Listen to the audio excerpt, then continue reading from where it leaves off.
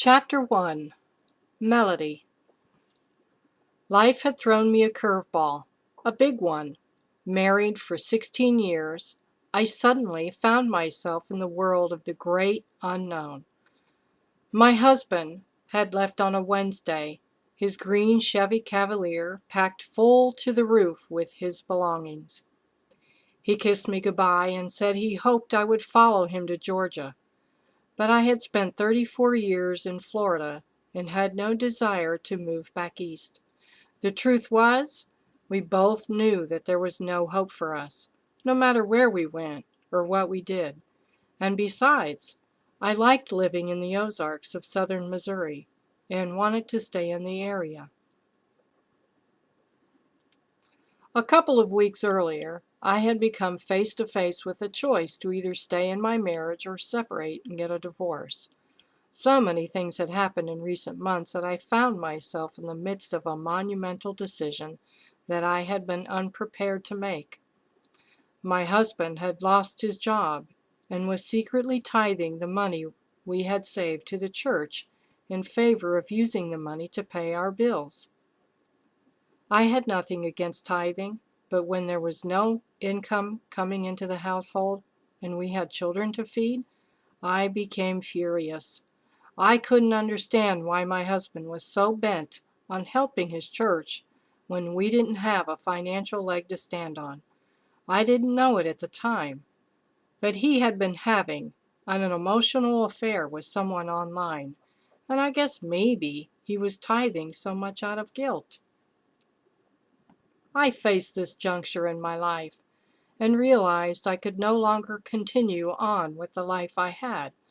But the two choices I now faced were foreign to me. I just did not know what to do. I felt utterly and totally paralyzed.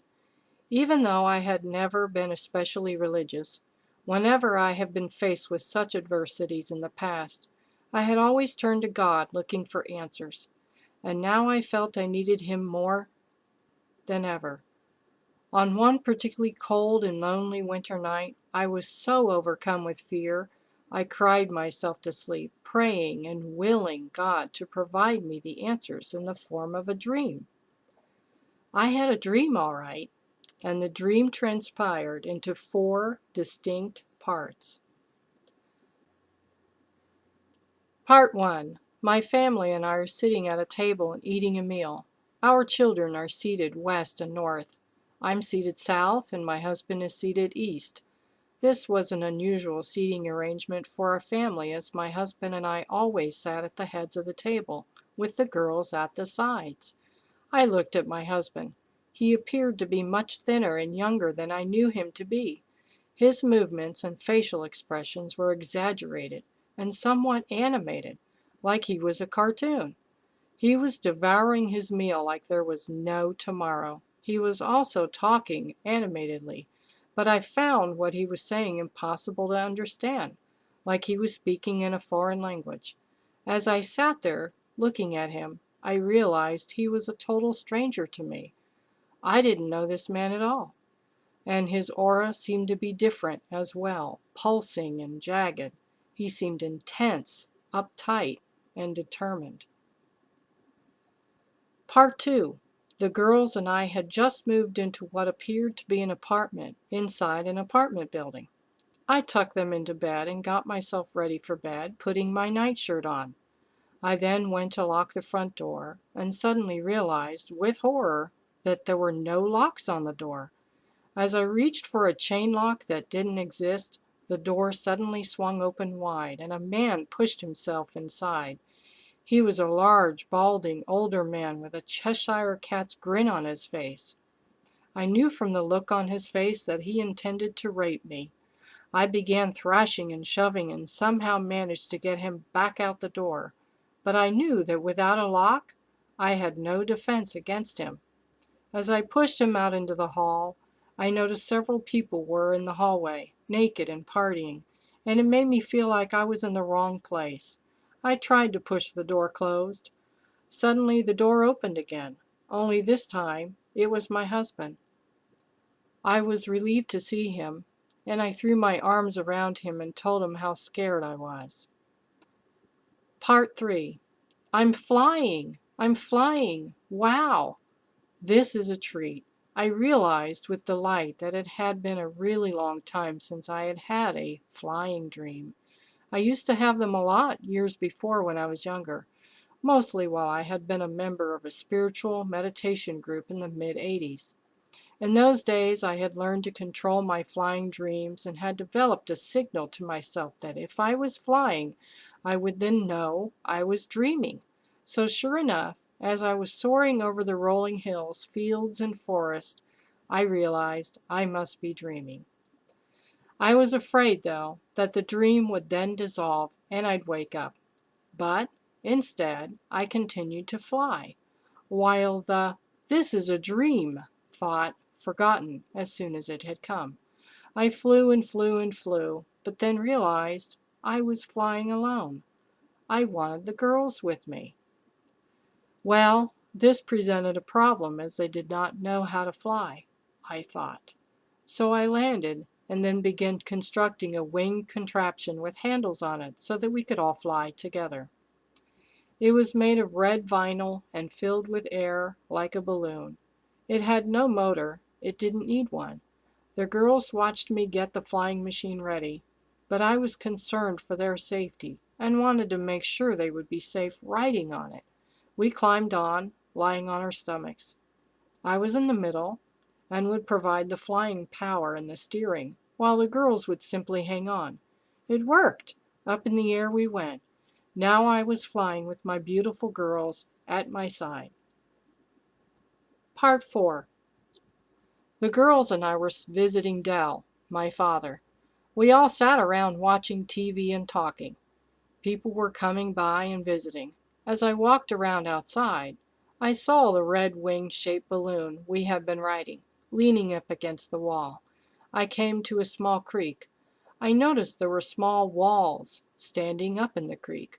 Each one was marked with a symbol, and there was a chart on the side of the bank indicating what each one was for. There was also a small bag of cement mix-like stuff with instructions for creating another wall to put in the creek. It was strange. The idea was to take an object and stir it into the mix and form it into a little wall to stand up in the creek. I took something out of my pocket. I do not know what it was, but I think it was either blue or black and round in shape. I mixed up the mix with the object in it, and once the mix was the right consistency, it began to harden. I then stood the flat piece of cement upright in the creek with the others, marking it with a symbol and marking the chart also. Someone had seen me do this and ran back to tell the others. When I came walking back to where everyone was gathered, they were breaking out in celebration. I didn't understand why, but figured I would eventually. When I woke up, I realized the importance of the dream and quickly went to the computer to type it all out. I wanted to remember every detail. I found some of the elements of the dream to be important and significant enough, and my future path began to become clear. Part 1 was easily enough to understand. It made perfect sense to me that my husband was in a role that was not husband-like, and therefore he was not sitting at the head of the table.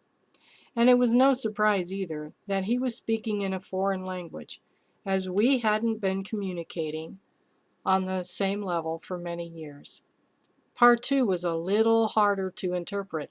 Obviously, I feared living alone and was feeling vulnerable, especially since there were no locks on the door.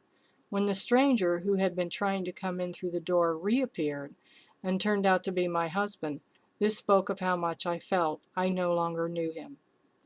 Part 3 was just fun. I love flying dreams, but this was the first and only flying dream that I'd had that included my 2 daughters.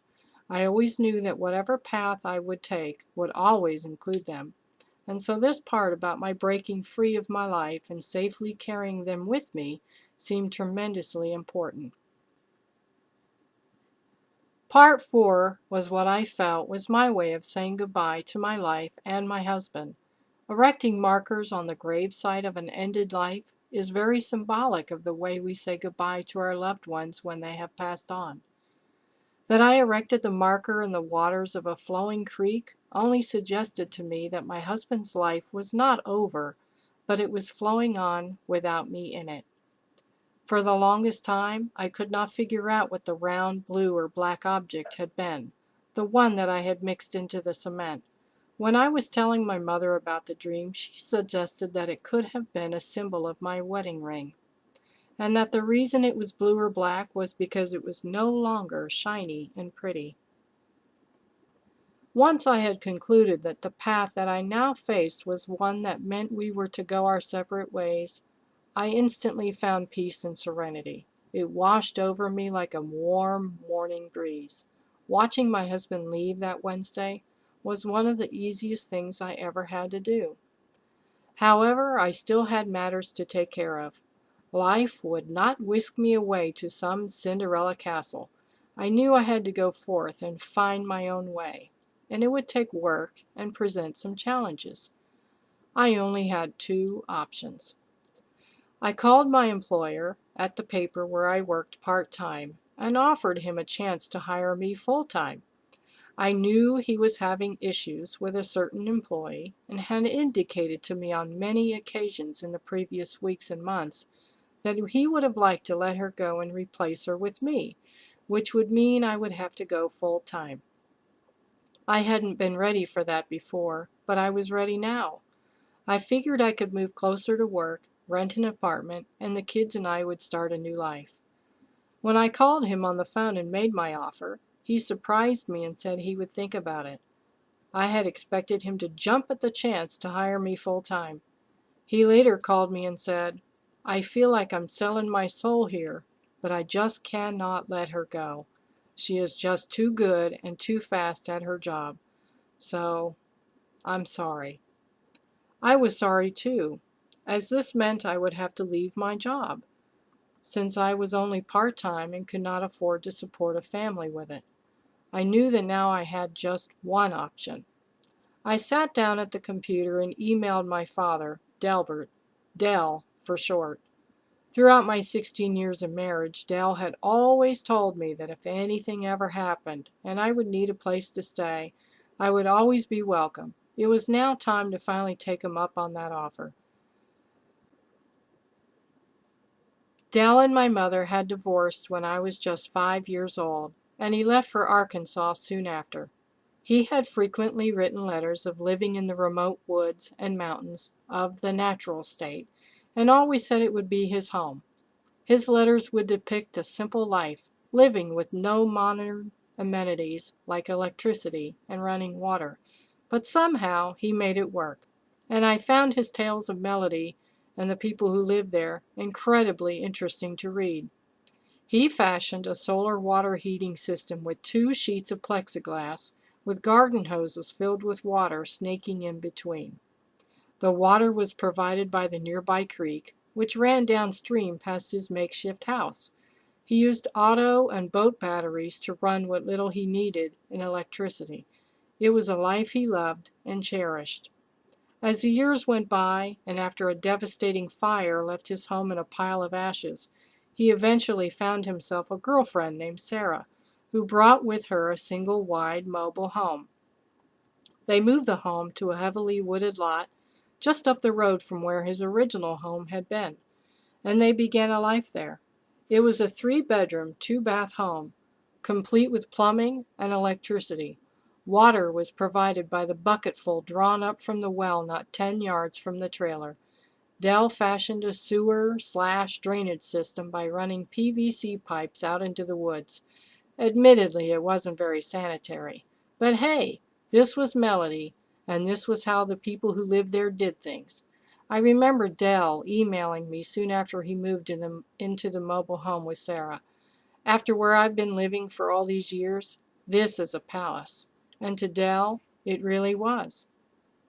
Months after Dell's move into his new home, and 2 days after my husband left, I found myself driving southward from Missouri into Arkansas on a cold January Friday night in 2001, with my van packed full with my 2 kids, Julia then 12, and Charlotte 10, plus 4 cats and a pet rabbit. This was unbelievable to me. I never ever thought this would be a path I would find myself taking, retreating into the woods to live with the hippies of Melody. I had been raised in Tampa, living in the city all my life, so I was definitely a city girl. Those that knew me, though, those that were close to me, always knew that I was more like a country girl living in a city girl's body. The woods and mountains had been calling my name ever since I was a child, and I always knew someday I would wind up heeding that call. I always assumed, though, that we were talking the Rockies or the Smokies. Who would have thought? Arkansas? The trip would only be 4 hours long. By the time we got into Arkansas, it was dark out. It was getting colder, and the stars were twinkling. As I drove further and further into the Ozark Mountains, I realized I was leaving civilization behind and entering into a world that was unknown to me and the kids. They were getting scared, and I tried to reassure them, but I was afraid we'd get lost. The roads curved left and right, rose and fell with each hill, like we were traveling on the back of some gigantic Loch Ness monster. Eventually, as we ascended into higher elevations, we encountered fog, and I could hardly see the road. Julia read off the directions to me, printed from Dell's last email, but we found the directions confusing. I stopped on the side of the road at one point and reread the directions. I turned the van around and finally found the dirt road we had been looking for. A tall row of pines bordered the road on one side, and then we came to a group of mailboxes, gathered together like some mailbox family reunion. I knew we were close. Finally, we saw the lights of the trailer filtering through the heavy fog, and I pulled into the driveway next to a beat-up old pickup truck. I told the kids, "Okay, girls, think of this as a camping trip. It's pretty rugged out here."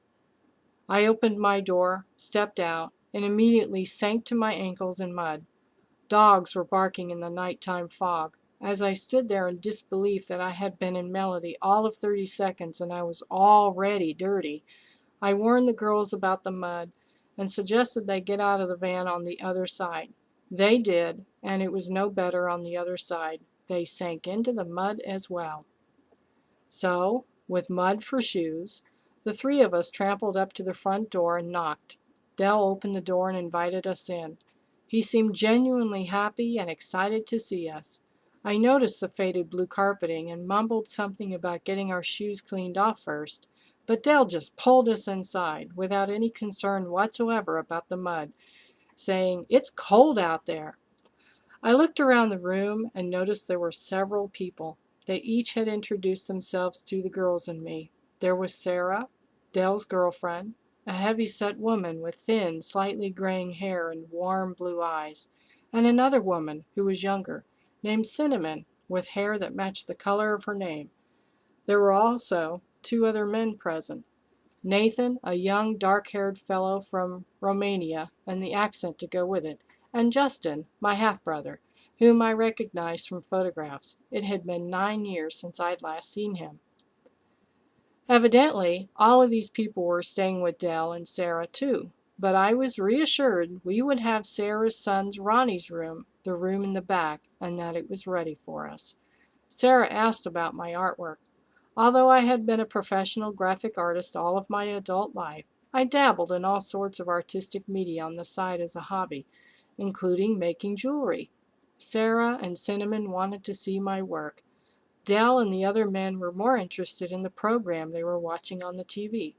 Since I am typically shy in a room full of strangers, I found the request to see my jewelry as a chance to break the ice and happily retreated to the van through the mud to get to the shoebox-sized plastic container where I kept all my bracelets, earrings, and necklaces that I had been making over the last 12 years. When I returned, I sat on the couch and started showing the women the jewelry. They were oohing and awing, and I began to feel relaxed and comfortable, enjoying their praise. Ronnie, Sarah's young son of 8 years, had taken Julia and Charlotte back to the bedroom to play video games. I started to think that maybe moving here wasn't going to be so bad. As we continued to look through the jewelry, the front door opened and a man entered. He shut the door behind him, and he and Dell exchanged greetings. Dell then turned to introduce the man to me and said, "Lynn, this is Alan." And to Alan he said, "Alan, this is Lynn, my daughter." The man suddenly had a look of sweet surprise on his face and exclaimed, "I didn't know you had a daughter. Well, I mean another one." Dell had actually sired 4 children, one of each sex, with 2 different women, my mom and another woman named Tina, who also divorced Dell and moved back home to Albany, New York. Although Justin and Hannah visited Dell often, my full brother Daniel and I never did. Finally, after I was married, my husband and I visited when the girls were really little in 1992. Dell had lived in Melody for over 20 years and rarely talked about Daniel and me to those that lived in the area. I suppose it was just because we lived so far away, in Florida, and there was really no point in mentioning us in day-to-day conversation.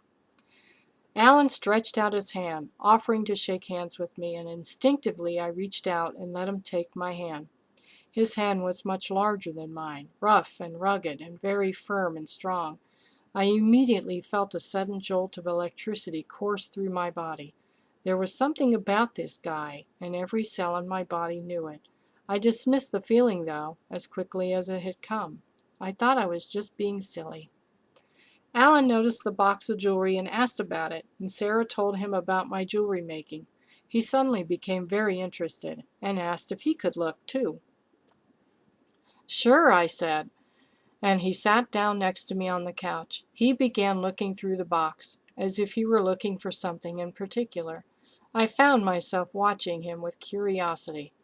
Was he looking to buy something for his mother, sister, a girlfriend, or a wife? This is crazy, I thought. Why should I care who he was buying something for? I looked at him. He looked about my age, late 30s, tall and thin, with a sun-tan, weathered, and rugged look, with a full sandy-colored beard, underneath which I could see that he was handsome. His eyes were blue, the kind of blue a sailor's eyes might be after sailing the seas for many years, a piercing, intense, light blue, deeply set under a prominent brow. When he smiled, his broad smile was accented with deep laugh lines that suddenly appeared on his cheeks, which I found appealing. He was wearing jeans, a plain white t-shirt under a red plaid cotton jacket, with a ball cap and mud-covered work boots completing the lumberjack/mountain man ensemble. Wind-blown wisps of blond hair curled loosely out from under the cap. He had a can of Miller beer in one hand, and he was smoking a hand-rolled cigarette with the other. Before I could wonder what kind of cigarette it was, I noticed a light blue package of Bugler tobacco peeking out from his upper left jacket pocket. All the while he was looking at my jewelry, he was talking animatedly with Sarah and Dell, and the others in the room were catching up on the latest events since his last visit, and he was periodically asking me questions about this piece or that piece. I could tell from the others in the room that Alan was well liked among them. As we sat next to each other on the couch, I noticed that our thighs were touching, and again I wondered why I should notice such things. After all, I was a married woman and hadn't looked at another man for years. I suddenly realized that although I was married, I remembered I was on the brink of divorce, and I realized at that moment that this meant I would soon be a free woman. It was as if I just woke up. I would no longer have to squash my innermost desires and live in a dead marriage that had been dead for the last 7 years. I felt like a phoenix. I felt as though I was about to rise up from the ashes, spread my wings, and fly. New excitement bubbled up to the surface, and I suddenly felt more alive than I had in many years. Alan kept talking all the while he was looking at the jewelry, and then abruptly he came to a stop. He had found a Ziploc package containing a necklace and earring set that I had made the year before. It was made with light green beads and the necklace had 3 handmade glass turtle beads in it.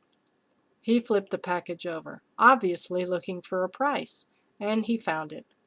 I watched as he, without any hesitation at all, reached into his back pocket and pulled out his wallet and paid me for the jewelry with cash.